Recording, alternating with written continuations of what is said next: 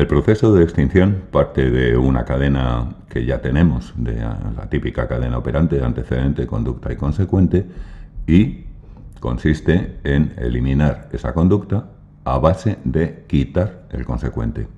El consecuente, el reforzador positivo, en el caso de una conducta adquirida por entrenamiento de recompensa, lo quitaremos nosotros deliberadamente como parte de un plan de intervención, o bien puede ser que el ambiente lo elimine de forma natural y espontánea. Una conducta que en una determinada situación estaba siendo recompensada por un cierto suceso, pues de pronto por algún motivo deja de serlo. En cualquier caso, el efecto es el mismo. Al eliminar el consecuente, la conducta ya no tiene lo que la mantenga y consiguientemente comienza a decaer y eventualmente desaparece por completo. Con lo cual, adiós a la cadena. Atención, eliminar una conducta mediante extinción responde a este proceso, simplemente eliminar el consecuente. Hay muchas otras formas de eliminar una conducta indeseada. Por ejemplo, aplicar castigo positivo, negativo, reforzar alternativas incompatibles, como hemos visto. Ninguna de estas es extinción. Lo comento porque a veces la gente dice cosas del estilo de la conducta fue extinguida por castigo positivo. Esto es incorrecto. Si la conducta fue objeto de una contingencia de castigo positivo, fue eliminada por entrenamiento de castigo, no por extinción.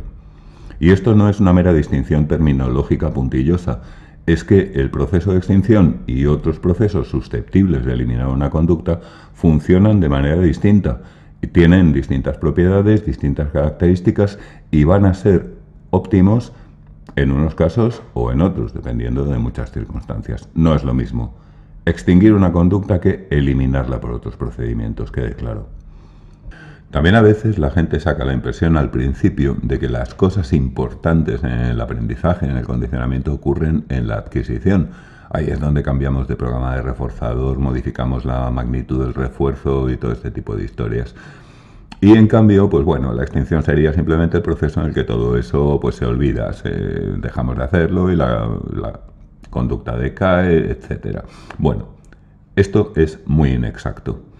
La extinción es un proceso de enorme importancia por sí mismo, y al menos por dos tipos de motivos.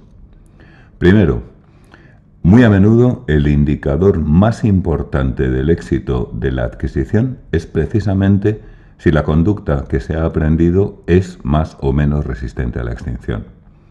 Muy raras veces vamos a necesitar implantar conductas que tengan una tasa de respuesta astronómica altísima o con unas características muy peculiares. Lo que casi siempre nos va a interesar es que la conducta tenga persistencia temporal, tenga resistencia a la extinción, la más posible. Porque así, muchas veces, cuando nosotros conseguimos implantar la conducta en sesión, luego el organismo se va con la conducta puesta y la conducta aguanta lo bastante a la extinción en el entorno natural de nuestro paciente para que ese mismo entorno empiece a proporcionarle de forma natural los reforzadores naturales para esa conducta. Entonces ya hemos enganchado, ya hemos conseguido poner en marcha un proceso que continuará por sí mismo. Muchas veces este es uno de los aspectos más cruciales de nuestra intervención, poner en marcha una bola de nieve favorable o adaptativa para nuestro paciente. Pero claro, si según nuestro paciente sale por la puerta, la conducta que ha aprendido con nosotros decae y se extingue, porque ya ni está en la situación antecedente, ni recibe concretamente los reforzadores que nosotros le hayamos estado dando, pues no hemos hecho gran cosa. Llegará a su hábitat natural y se volverá a comportar como siempre, como si no hubiéramos hecho nada. Es muy importante, por tanto, en un porcentaje muy grande de los casos, conseguir mediante nuestras técnicas de adquisición, los procedimientos concretos que adoptemos, que la conducta sea lo más resistente a la extinción posible, para que pueda enganchar con los reforzadores naturales y el proceso continúe adelante de forma satisfactoria. En segundo lugar, la extinción es por sí misma una potente, una poderosísima técnica para la eliminación de conductas indeseadas. Y además es mucho más elegante y mucho más indolora y menos invasiva que otros procedimientos. No hace falta castigar, no hace falta hacer sangre, no hace falta salpicar y dejarlo todo perdido. Simplemente quitamos el reforzador y la conducta decae. En este sentido, cuando la extinción resulta aplicable, es habitualmente ventajosa respecto a otros procedimientos para reducir o eliminar una conducta no deseada. La cuestión es que sea aplicable. Claro, para que podamos aplicar extinción, en primer lugar, tenemos que saber cuál es el reforzador que mantiene la conducta. Si no sabemos qué consecuente tenemos que quitar, pues no lo podemos quitar, evidentemente. Bien es verdad que un psicólogo que sea diestro en análisis funcional de la conducta casi siempre va a acabar averiguando cuál es el consecuente que está manteniendo una conducta indeseada. Pero así y todo, puede haber ocasiones en las cuales no estamos seguros o desconocemos por completo cuál es el reforzador que la mantiene. Además, en segundo lugar, para que la extinción sea aplicable tenemos que tener control, tenemos que tener la posibilidad de eliminar ese reforzador. Por ejemplo, imagínate el caso de un adolescente que tiene una conducta muy disruptiva, muy problemática, que está siendo mantenida por reforzadores que recibe en el ámbito, en el antecedente, de su grupo de amigos más íntimos. Pues es muy probable que ahí, aun cuando sepamos cuál es el reforzador que está actuando para mantener la conducta, pues no podamos intervenir, no podemos meternos ahí disfrazados de adolescentes, compañeros del colega, a intentar quitarle el reforzador. No es viable. Muchas veces, sin embargo, sí podemos intervenir en el ámbito natural por la vía de agentes de campo interpuestos. El caso más evidente: podemos llamar a sesión a la novia de nuestro paciente e instruirla sobre qué tipo de cosas está haciendo que refuerzan la conducta y que por tanto debería dejar de hacer y qué otro tipo de cosas debe hacer en su lugar. Si nosotros se lo explicamos bien y ella lo hace bien, esa conducta va a ser extinguida exactamente igual que si estuviéramos haciéndolo nosotros directamente en sesión. Lo mismo ocurre con padres, madres, amigos próximos e incluso compañeros de trabajo. Bien, vamos a ver qué cabe esperar que ocurra cuando ponemos una conducta en extinción. Es decir, quitamos el reforzador. Lo primero, el pico de respuesta o explosión de respuesta. Consiste en un aumento transitorio tanto de la tasa como de la intensidad de la respuesta. Sí, suena paradójico. Le quitamos el reforzador y entonces resulta que responde más y más intensamente. Efectivamente, es muy fácil de entender, como siempre, si nos ponemos en la perspectiva del organismo. Imagínate lo siguiente. Tú tienes el hábito de que en un determinado cambio de clase todos los días, durante un cuatrimestre, pues has estado yendo a la máquina expendedora que hay en el hall de la facultad, metes una moneda, pulsas un botón y entonces te sale una mierda de esas que dan las máquinas expendedoras, que a ti te gusta y te la comes. Y así durante muchos días, muchas semanas, incluso meses o años. Y un buen día resulta que llegas, te encuentras frente a la máquina, realizas la conducta, la máquina es el antecedente, la conducta que consiste en meter la moneda y pulsar el botón y no hay consecuente, no te da nada. ¿Qué vas a hacer entonces? Lo sabes perfectamente. Pulsar más veces y más fuerte. Y no es algo que hayas razonado deliberadamente o que hayas decidido intelectualmente, no, es que te sale solo. Cuando no funciona, le das más veces y le das más intenso. Es exactamente lo mismo que le pasaría a una rata en una caja de Skinner. Imagínate que tienes a la rata en refuerzo continuo, de repente la pones en extinción. Entonces, ¿qué hace la rata? Llega a la palanca, la pulsa, no cae comida, ¿y qué hace? La pulsa más veces y la pulsa más fuerte. Desde este punto de vista supongo que queda claro. El pico de respuesta no ocurre necesariamente siempre, ocurre de forma más probable y sobre todo más notoria, más perceptible, en aquellos casos en que la conducta recibía altas tasas de refuerzo. Es decir, en que la proporción de respuestas que eran reforzadas era muy elevada. Por ejemplo, en refuerzo continuo, desde luego, pero también en programas de intervalo breve o de una razón fija o variable relativamente baja. RF2, 5 como mucho, etcétera. Ahí es donde mejor se aprecia el pico de respuesta. Cuando el organismo viene de una situación de programas de refuerzo exigentes, por ejemplo de razón alta o de intervalo muy prolongado, es perfectamente posible que el pico de respuesta, si se produce, pase relativamente desapercibido. Pero cuando la tasa de refuerzo es baja, es enormemente conspicuo. La explosión de respuesta es algo a tener muy en cuenta cuando utilizamos la extinción en contextos aplicados, en contextos profesionales, porque muy probablemente va a ocurrir y hay que contar con ella. Imagínate lo siguiente. Tenemos un problema que se nos ha consultado de una niña que dice periódicamente unas palabrotas terribles, unas obscenidades de esto que sus padres se preguntan, pero ¿dónde ha aprendido eso? ¿Dónde lo ha oído? Ya sabes a lo que me refiero. Bien, pues vamos a imaginar que hemos analizado el caso, hemos hecho un análisis funcional de la conducta y hemos concluido, cosa no muy infrecuente por desgracia, que lo que está ocurriendo ahí es sencillamente que la niña solamente recibe atención de sus padres cuando hace eso. El resto del tiempo no le hacen ni puto caso. Entonces, claro, la niña como organismo pues ha descubierto una palanca, por así decirlo, que es decir barbaridades, que consigue proporcionarle atención y no encuentra ninguna otra manera, ninguna otra vía conductual para conseguir la atención de sus padres.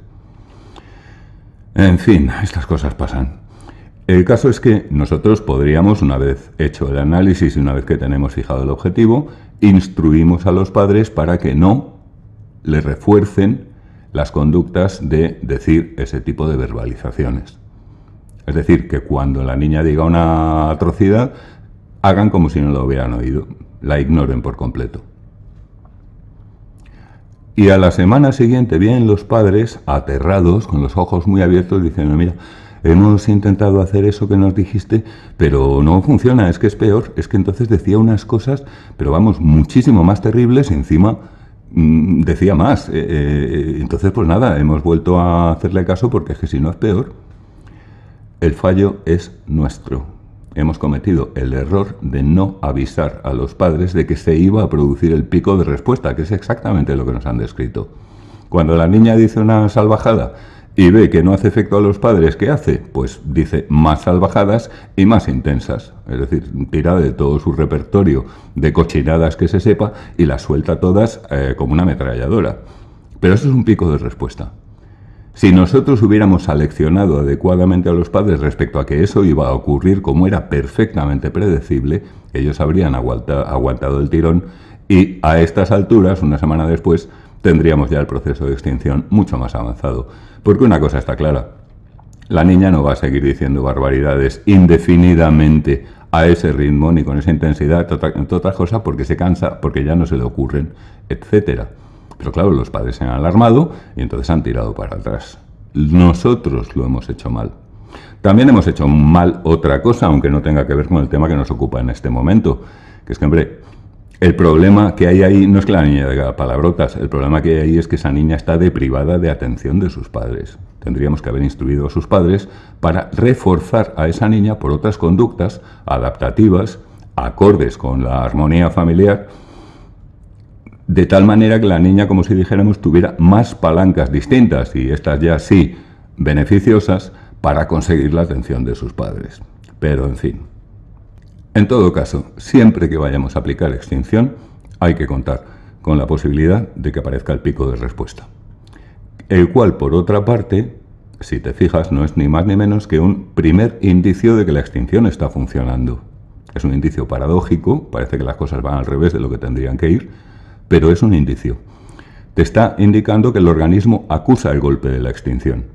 Que esta conducta que tenía que dar lugar a esto, ahora no funciona, no lo da. Bien, por ahí vamos bien, pero hay que contar con ello.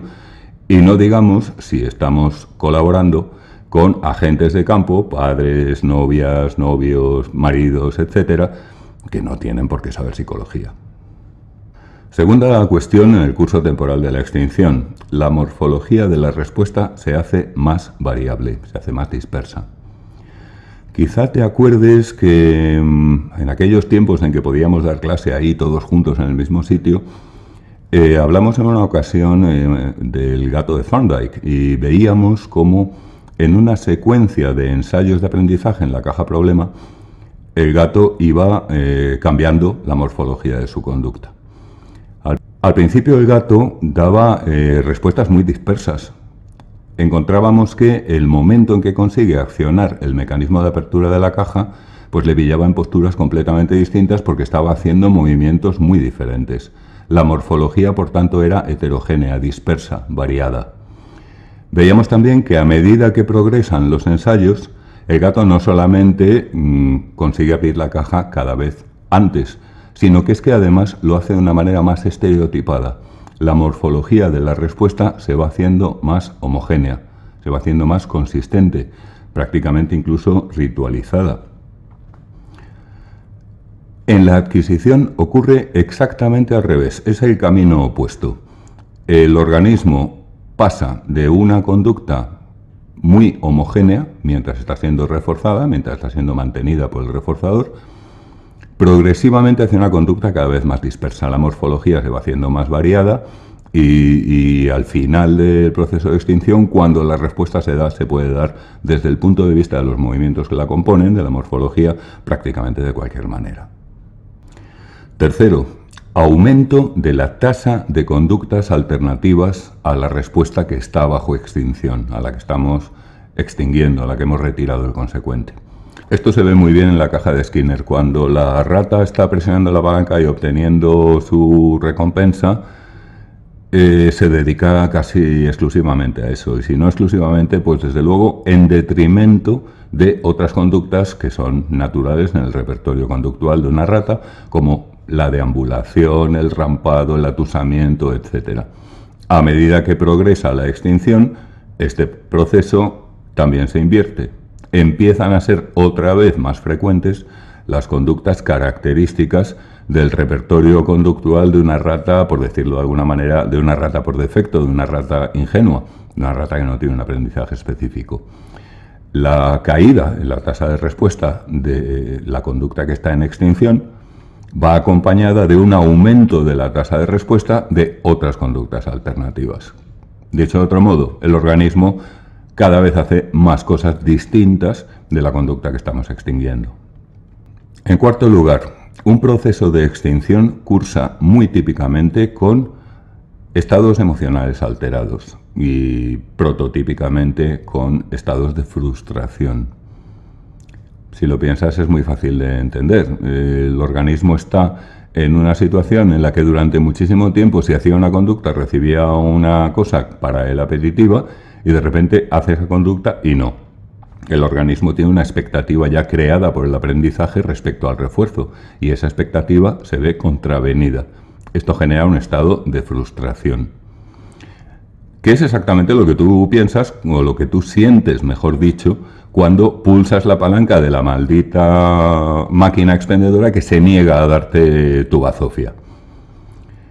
Pero a la rata le pasa igual. Hay estudios en los que se ha situado en la misma caja de Skinner a una rata que está adiestrada, está entrenada, ya ha aprendido a pulsar la palanca con el programa que sea, y a otra rata que no sabe nada, una rata ingenua que está ahí simplemente pues como si dijéramos que pasaba por ahí.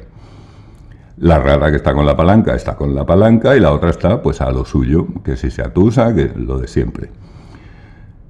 Entonces ponemos a la rata entrenada en extinción. Y entonces lo que ocurre es que se observa que la probabilidad de que haya una agresión de esa rata a la otra, a la que pasaba por ahí, se multiplica enormemente. Esto se corresponde muy bien con el fenómeno que normalmente denominamos pagarla con alguien. Tú estás frustrado por algún motivo que no tiene nada que ver con lo que pasa en tu casa, pero es perfectamente posible que la pagues con tu hermano, con tu madre, con tu hijo, con tu pareja o con quien sea, con el primero que se te cruce. Esto también es algo muy a tener en cuenta. Cuando vayamos a aplicar extinción, hay que pensar que es muy posible que el organismo aumente en sus emociones negativas y muy particularmente en su agresividad. En algunos casos esto es algo que puede aconsejar tomar medidas especiales de cara a, bueno, pues asegurarnos de que no pasa nada que sea peor el remedio que la enfermedad en definitiva. Quinto, por supuesto, un decaimiento progresivo de la respuesta hasta su desaparición total.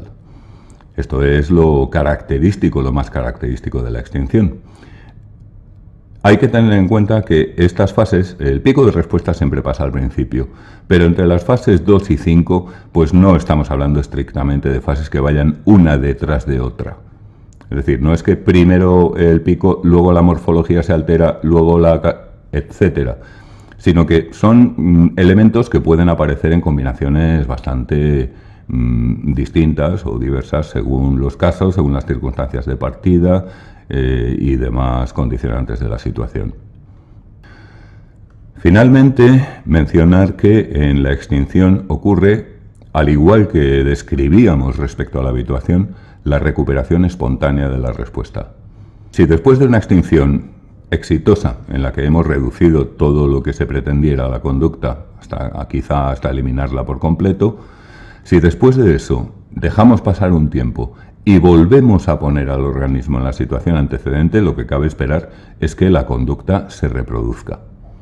Eso sí, como veíamos respecto a la habituación, se va a reproducir de una manera mucho menos intensa, va a decaer mucho más rápidamente, y si este proceso completo lo repetimos unas cuantas veces, podemos conseguir la desaparición total y definitiva de la conducta, que normalmente es de lo que se trata.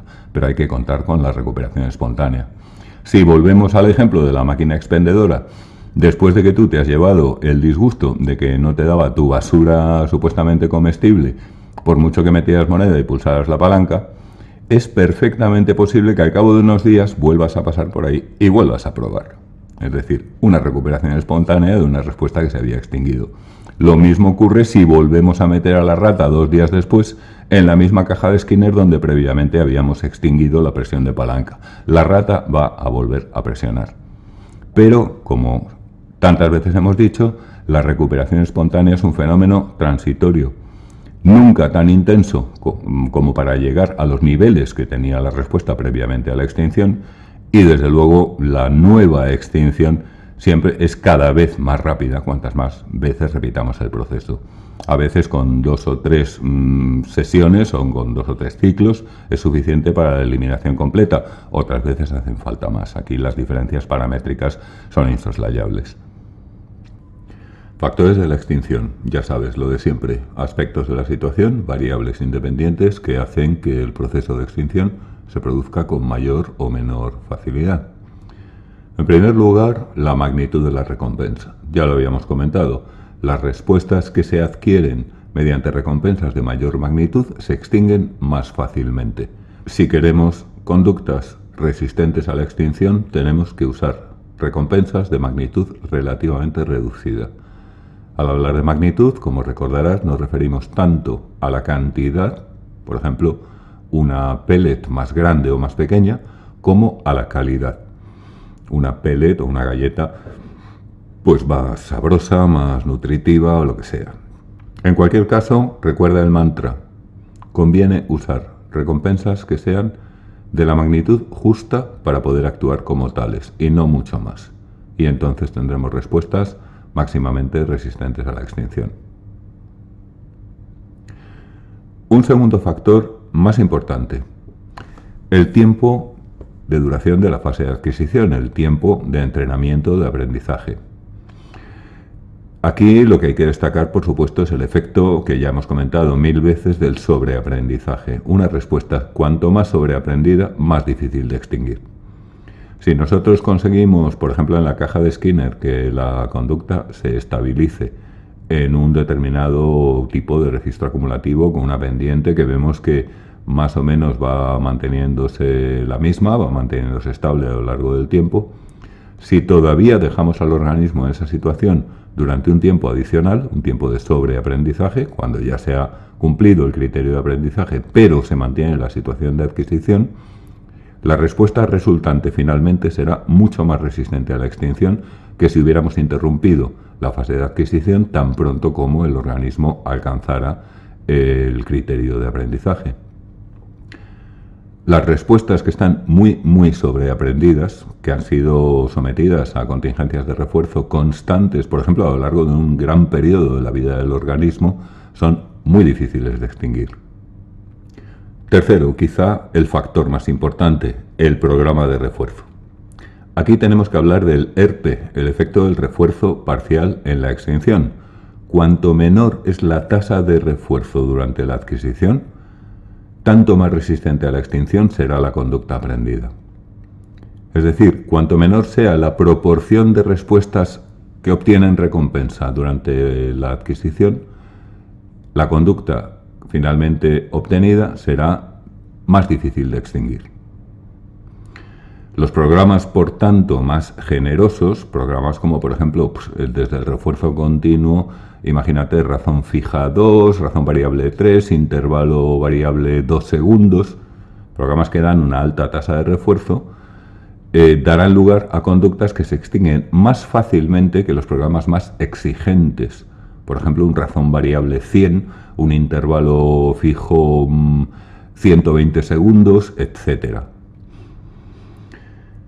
Todavía hay una cuestión adicional. Incluso si suponemos constante la tasa de refuerzo durante la adquisición, si ha habido más cambios de programa, la respuesta será un poco más resistente a la extinción. Es decir, comparando una rata que ha pasado por más programas, más cambios de programa que otra, aunque las dos hayan recibido la misma tasa de refuerzo global, la que ha tenido más cambios de programa tardará más en llegar a la extinción de esa respuesta. Y por último, no hace falta decirlo, las conductas adquiridas por refuerzo continuo son de las que más fácilmente se extinguen. El refuerzo continuo, como ya comentamos en su momento, no solamente es un caso muy particular, sino que además es, desde luego, desde el punto de vista de la resistencia a la extinción, muy ineficaz. Hasta aquí por hoy. Si esto te ha resultado útil, ya sabes, el like, el refuerzo, hombre, en casa del herrero, y pendientes en el Moodle porque seguiré sacando vídeos. Por cierto, el Moodle es una castaña y funciona a golpe de cursos. Entonces, si crees, y podría ser así, que alguna vez en el futuro te puede apetecer volver a repasar estos vídeos, casi mejor suscríbete. Porque el año que viene, pues ya no vas a tener acceso al curso de Moodle de este año. Es que es una mierda, funciona así, a golpe de cursos. Y sin embargo, si te suscribes, pues oye, todas las movidas que pasen por aquí te llegarán, ya sabes, por la vía normal de YouTube. Así que nada, eso es todo por hoy. Muchas gracias y hasta la próxima.